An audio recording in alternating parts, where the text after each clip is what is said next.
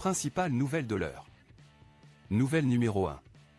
Discours explosif de Poutine, la véritable raison de sa fureur contre les sanctions.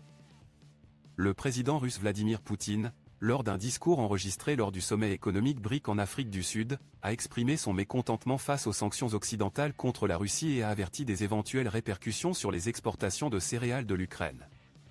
Malgré l'intention du sommet de se concentrer sur d'autres sujets, Poutine a centré son discours de 17 minutes sur la guerre en Ukraine et les relations tendues entre la Russie et l'Occident.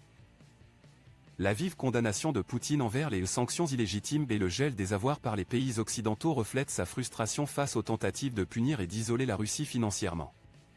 De plus, sa menace de couper définitivement les livraisons de céréales à l'Ukraine, qui sont cruciales pour l'approvisionnement alimentaire mondial, démontre sa volonté d'utiliser des facteurs économiques pour atteindre ses objectifs politiques. La position affirmée de Poutine indique sa détermination à défier l'Occident et à obtenir des conditions favorables pour les produits alimentaires et agricoles russes.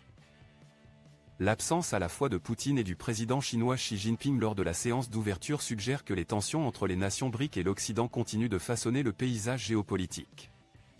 Les deux dirigeants ont exprimé leur mécontentement envers les États-Unis, et le discours de 11 laisse entendre des frictions économiques persistantes entre les États-Unis et la Chine. Cela renforce l'idée que le sommet des BRIC sert de plateforme pour exprimer le mécontentement des économies émergentes envers les institutions occidentales telles que l'ONU, la Banque mondiale et le FMI. Qu'en pensez-vous de la dénonciation par Poutine des sanctions et de sa menace concernant les exportations de céréales de l'Ukraine? Pensez-vous que ces actions soient justifiées ou qu'elles exacerbent davantage les tensions entre la Russie et l'Occident? Partagez votre opinion dans les commentaires ci-dessous. Nouvelle numéro 2, le prodige militaire de l'Ukraine, le nouveau super-missile qui étonne le monde. La révélation que l'Ukraine a développé un puissant nouveau missile capable de neutraliser un système de défense aérienne russe constitue un développement significatif dans le conflit en cours entre les deux pays. Cette avancée dans les capacités militaires de l'Ukraine démontre leur détermination à défendre leur souveraineté et à défier l'agression russe. La frappe réussie sur le système de défense aérienne S-400 Trium russe en Crimée envoie un message clair, l'Ukraine ne recule pas. Un des aspects clés de ce développement est l'incertitude autour de l'origine du missile. Alors que les premières spéculations suggéraient que l'Ukraine aurait utilisé un missile fourni par la Grande-Bretagne ou la France, il est maintenant évident qu'ils ont déployé leur propre missile de croisière sophistiqué. Les détails précis de cette arme restent confidentiels, ce qui alimente la spéculation selon laquelle il s'agit d'un tout nouveau missile ou d'une version hautement modifiée d'un missile existant. La destruction réussie du système S-400 est très significative. Ce système de défense aérienne russe de pointe est connu pour sa capacité à détecter et neutraliser des missiles sur de vastes distances. En ciblant ce système et en le neutralisant efficacement, l'Ukraine a réalisé un pas important pour affaiblir les capacités russes dans la région. Cette récente frappe soulève des questions sur l'étendue des avancées militaires de l'Ukraine et sur l'impact potentiel qu'elle pourrait avoir sur le conflit. Si l'Ukraine a effectivement modifié son missile anti-navire Neptune pour en faire une arme à destination des cibles terrestres, cela démontre leur capacité à adapter les ressources existantes à de nouvelles utilisations. De plus, la possibilité de frapper des cibles terrestres à une distance considérable pourrait fournir à l'Ukraine un avantage significatif dans les futures opérations militaires. L'escalade du conflit entre l'Ukraine et la Russie a conduit à une sorte de course aux armements, les deux parties développant et déployant activement de nouvelles armes.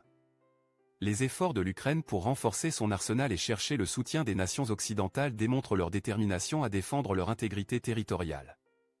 Cela souligne également l'importance du soutien international pour contrer l'agression russe. En conclusion, le développement par l'Ukraine d'un nouveau super-missile et sa frappe réussie sur le système de défense aérienne russe S-400 marquent un tournant significatif dans le conflit en cours. Cette avancée montre l'engagement de l'Ukraine à se défendre contre l'agression russe et remet en question la dominance de Moscou dans la région. Le secret entourant l'origine du missile ne fait qu'ajouter à la curiosité et à la spéculation entourant les capacités militaires de l'Ukraine. Il n'est pas clair comment cette nouvelle avancée influencera le cours du conflit, mais elle élève certainement les enjeux et exige une attention sérieuse de toutes les parties impliquées. Qu'en pensez-vous du développement par l'Ukraine de ce nouveau super-missile? Comment pensez-vous que cela impactera le conflit en cours? Partagez vos pensées et opinions dans les commentaires ci-dessous. Nouvelle numéro 3. La Pologne et les pays baltes tracent une ligne, un incident pourrait fermer la frontière biélorusse à jamais. La Pologne et les pays baltes restent fermes dans leur engagement à renforcer la sécurité aux frontières en réponse à la présence de mercenaires de Wagner en Biélorussie, tout en abordant également la question de l'augmentation des tentatives de migration à travers la frontière. Les tensions géopolitiques croissantes sur le flanc et de l'OTAN, notamment la participation de la Russie en Biélorussie et les défis liés à la migration auxquels la Pologne et les pays baltes sont confrontés, mettent en évidence la nécessité urgente d'une action coordonnée et de stratégie globale pour garantir la stabilité régionale et l'intégrité des frontières. La présence de mercenaires de Wagner en Biélorussie, invités par le président Loukachenko selon des rapports, suscite des inquiétudes chez les pays voisins. La Pologne et les pays baltes considèrent cette évolution comme une menace directe pour leur sécurité nationale, ce qui les pousse à réévaluer et renforcer leurs mesures de protection des frontières.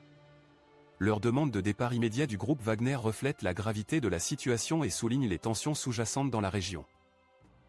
L'afflux de migrants principalement originaires du Moyen-Orient et d'Afrique tentant de franchir les frontières de la Pologne, de la Lituanie et de la Lettonie a compliqué davantage la situation sécuritaire. Les accusations selon lesquelles la Biélorussie facilite le mouvement des migrants ont tendu les relations entre les pays voisins. Cette question nécessite une approche globale qui aborde à la fois les préoccupations immédiates de contrôle des frontières et les causes profondes de la migration. La menace de fermeture complète des frontières témoigne de la détermination de la Pologne et des pays baltes à protéger leur territoire en cas d'incident critique. De tels incidents pourraient impliquer des confrontations armées ou des percées massives de migrants. Bien que cette mesure puisse s'avérer efficace pour renforcer la sécurité, elle pourrait également avoir des conséquences négatives importantes, notamment des perturbations du commerce et des préoccupations humanitaires potentielles pour ceux qui cherchent refuge.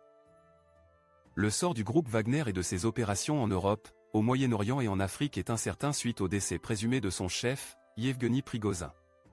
Les implications potentielles de cet événement et son effet sur les dynamiques régionales restent floues. Il est impératif que les organisations internationales telles que l'UE et l'OTAN surveillent de près la situation et apportent un soutien aux pays concernés. Comme toujours, nous encourageons les téléspectateurs à partager leurs opinions sur le sujet. Qu'en pensez-vous des tensions croissantes en Europe de l'Est et des défis liés à la sécurité des frontières et à la migration? N'hésitez pas à partager vos idées et opinions dans la section des commentaires ci-dessous.